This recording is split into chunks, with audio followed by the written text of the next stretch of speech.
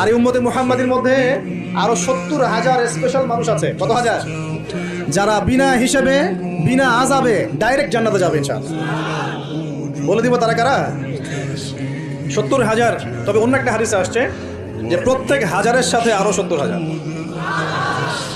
তবে শর্ত কঠিন। কিরকম শর্ত? সাহাবীরা বসে ডিসকাস করছেন কে হতে পারে তারা। কেউ বলছেন তারা হয়তো প্রথম দিকের মুসলিমরা হবেন, কেউ বলছেন তারা হয়তো মুজাহিদরা হবেন, কেউ বলছেন তারা বদর যুদ্ধের সাহাবীরা হবে ইত্যাদি। তখন নবী সাল্লাল্লাহু আলাইহি ওয়াসাল্লাম আবার চলে আসলেন, ব্যাক করলেন। ব্যাক করে বলছেন তোমরা কি এই বিষয়ে কি বিষয়ে কথা বলছিলে? তখন সাহাবীরা বললেন আমরা তো ডিসকাস করছিলাম যে কারা হতে পারে সেই 70,000। নবীজি বললেন শোনো, ওই 70,000 মানুষ, এক নাম্বার, ওই 70,000 মানুষ পাখি উড়িয়ে ভাগ্য গণনা করে না। প্রথম কাজটা কি? মানে তারা ইসলাম এত কঠিনভাবে পালন করে যে পাখি উড়িয়ে ভাগ্য গণনা বা হাত দেখা রাশিফল এরকম শিরকের ধার কাছেও নাই। তার শিরকের ধার কাছেও নাই। দুই নাম্বার, তারা আগুনের শেখা বা উল্কি দিয়ে, এই ট্যাটু আছে না, ট্যাটু উল্কি আঁকে আগুন দিয়ে, এই ধরনের ট্যাটু উল্কি তারা আঁকে না শরীরের মধ্যে। এইসব কুলক্ষণে সুলক্ষণে তারা বিশ্বাস করে না।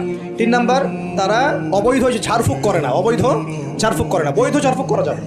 সূরা ফাতিহা পড়ে ঝাড়ফুঁক করা যাবে, সূরা ফালাক নাস ইখলাস পড়ে পড়া যাবে, আয়াতুল কুরসি পড়ে পড়া যাবে, কুরআন হাদিস দিয়ে ঝাড়ফুঁক করা যাবে। কিন্তু অবৈধ কিছু ঝাড়ফুঁক আছে না, তান্ত্রিক কবিরাজদের কাছে মানুষ করে, এগুলো করা যাবে না। আর 4 নাম্বার হচ্ছে তারা সর্বাবস্থায় এক আল্লাহর উপরে তাওয়াক্কুল করে, ভরসা করে, আল্লাহর প্রতি তাওয়াক্কুল করে। এরা হচ্ছে সেই 70,000 মানুষের মধ্যে থাকবে ইনশাআল্লাহ।